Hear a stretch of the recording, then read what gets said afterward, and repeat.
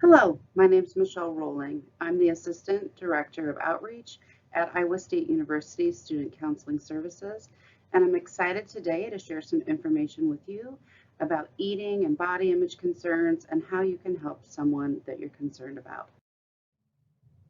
Let's take a minute and consider the impact of body image on how we feel about our body and treat our bodies. Historically, the majority of research has been done on individuals who identify as feminine. Significantly less data has been researched surrounding those who identify as masculine, and very minimal research on those who identify as non-binary or trans individuals. What we do know is that across the full continuum of gender identity, negative body image is playing a significant impact on how we treat our bodies. We should name that historically, feminine individuals had much greater percentages of those who struggle with eating concerns, disordered eating, and eating disorders. However, what we're seeing is a closing of the gap that all along the continuum of gender identity, individuals are having higher rates of eating concerns, disordered eating, and eating disorders. I would like to point out the statistic around 10-year-olds. This research study is alarming when we look at 80% of those students polled identifying the fear of fat being their biggest worry, especially when we note that one of the options was one of their parents being diagnosed and passing away from cancer. In regard to food, there may be a preoccupation with food, thinking about it more than typical, avoiding eating in public or with other people, making excuses to not eat meals, starting to talk about foods in regard to categories such as good or bad, making trips to the restroom after meals. You may have noticed someone with increased criticism of their body, repeatedly expressing concerns about body fat, of their own body, of others. You may see rapid fluctuation in weight, notice changes in a menstrual cycle, individuals wearing layered or baggy clothing or shifting to more tight-fitting clothing that would be atypical for someone. And in regard to activity, may notice a focus on movement, working out more than one time per day, not being able to take days off from activity, postponing social events for the purpose of getting the workout completed. Now, we don't go to bed one night and have a positive relationship with our body and then wake up suddenly the next day and have a full-blown eating disorder. We know that they develop over time and that there are many factors that interplay for the development of an eating disorder. There are biological components. We know without a shadow of a doubt there is a biological component, and that eating concerns are highly heritable, meaning if there's someone in your family who struggles with an eating disorder, you're at greater chances of also developing an eating disorder. There are psychological factors, personality components such as being perfectionist, pleasing others and putting their needs before your own. A challenge with emotional regulation, emotions moving from high to low and all over in between, a sense of low self-worth and of high self-criticism. Social plays a significant role. The messages from the media about body, dieting industry, beauty industry, and all of the health-focused research. The obesity epidemic, and I challenge you to ask yourself, who's paying for the research on weight, you're likely to find it's the diet industry themselves. This slide shows two processes, both which occur during the process of dieting and the behaviors that follow. On the right, we see the emotional impact. On the left, we see the physiological impact. So from an emotional standpoint, dieting typically begins with a sense of wanting to get in control, which means that people restrict quantity or variety or both. At the beginning, there might be a sense of being, quote, good. However, worry and fear that they might not do the plan right or well. All of this leads to an inability to be able to continue following through. After some point, there's a sense of feeling neglected and wanting to have the very thing that you've told yourself you won't consume. When that happens, it's very likely you will consume more of that item than had you just allowed yourself to eat a typical serving. After that, emotional eating, overeating, binge eating, whatever phrase fits, there are feelings of guilt, remorse, fear of gaining weight, which leads you back to where you started. From a physiological standpoint, when someone decides to change behaviors and they go on a restrictive diet and exercise for the purpose of reducing weight, there's a shift in hormone levels, which trigger the body to want to fight you and to actually keep weight on. It is a survival of the fittest mechanism to keep people who were in hunger states or famines alive. Because there's this trigger and a desire for the body to protect itself, appetite actually increases and body metabolism decreases, which ultimately leads to the body putting on extra weight. Dieting, therefore, becomes the greatest risk factor for the development of an eating disorder. There are three most common eating disorders that we often hear about. Anorexia, which is the eating disorder which tends to be highlighted the most in the media, characterized by a restriction of food, fear of weight gain, an individual who has an inaccurate view of their own body or shape, and that the focus on body, food, activity plays a significant impact on how they view themselves as an individual. Bulimia nervosa is a pattern of recurrent intake of food followed by a recurrent compensatory behavior of getting rid of the food intake. That can be through vomiting, it can be through fasting, it also can be through exercise or through other various responses.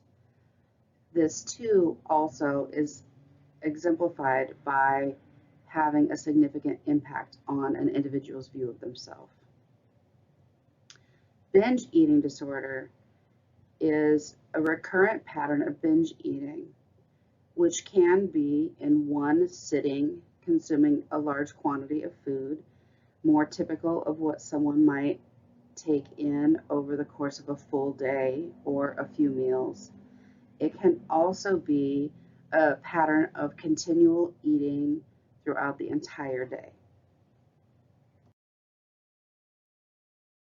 Individuals can move across behaviors in regard to how they're thinking, how they're feeling, what their behaviors are like, and that at any given time, an individual may shift amongst the different diagnoses. The challenge with this is that individuals who don't neatly fall into a diagnostic category for eating disorders may find themselves in a situation where insurance is not willing to support treatment. This is a travesty because individuals who are struggling with food, exercise, and body image can all have similar medical and psychological challenges regardless of the behaviors that are going on.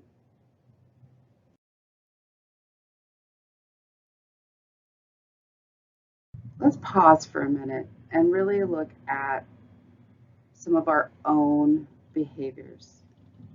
In regard to food, I encourage you to take a moment and choose one of the following bullet points and just think about, where do you sit with that?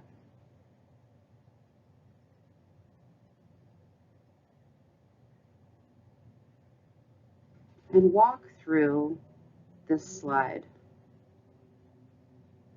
In regard to body, how do you feel about your body? How much time are you thinking about body or food?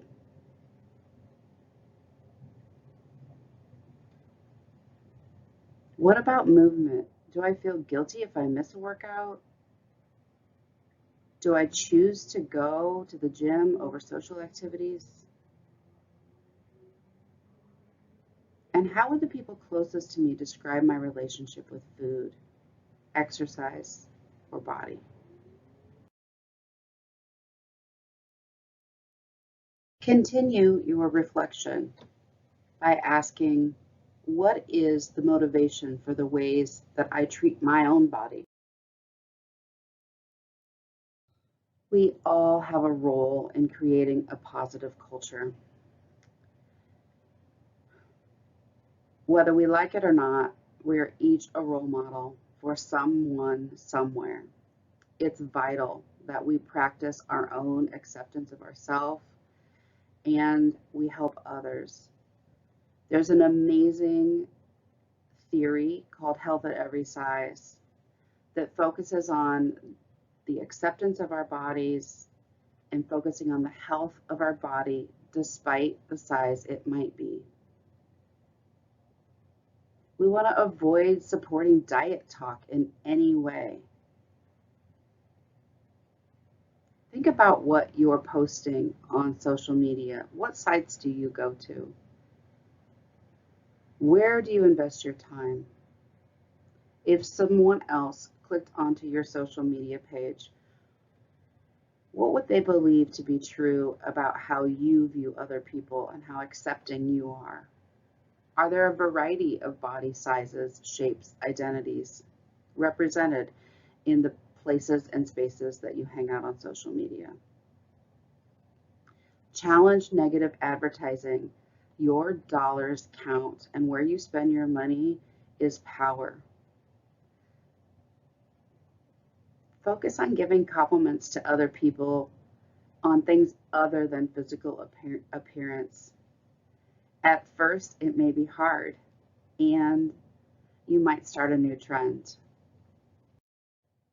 If you were concerned about someone, think about what you can say.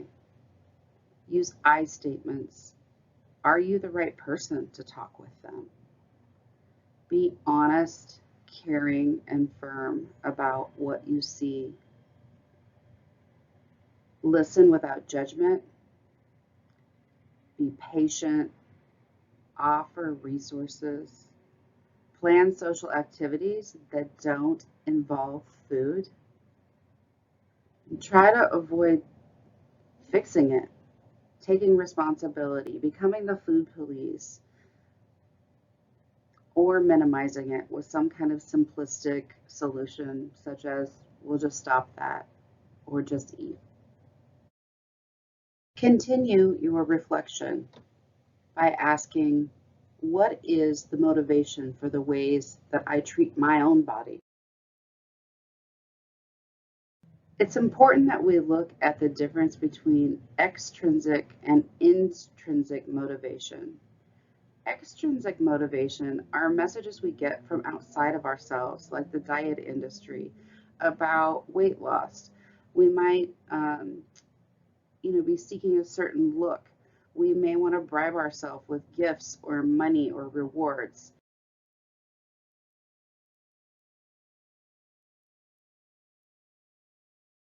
Intrinsic motivation would be looking at, how do I want to feel? I want to feel decreased stress. I want to increase my mood. I'd like to get better sleep. Next, consider, how do I decide when to fuel my body? Looking at external cues in regard to our food intake. External would be things like the time of day. It's lunchtime. It's breakfast time. Looking at calories or scales, exchanges, grams, or food pyramid rules.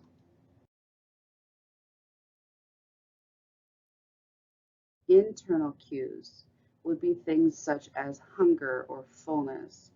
What am I craving? What are the flavors, textures, colors that appeal to me today? We are often made to believe that some drastic steps need to be taken in order to feel better about our body.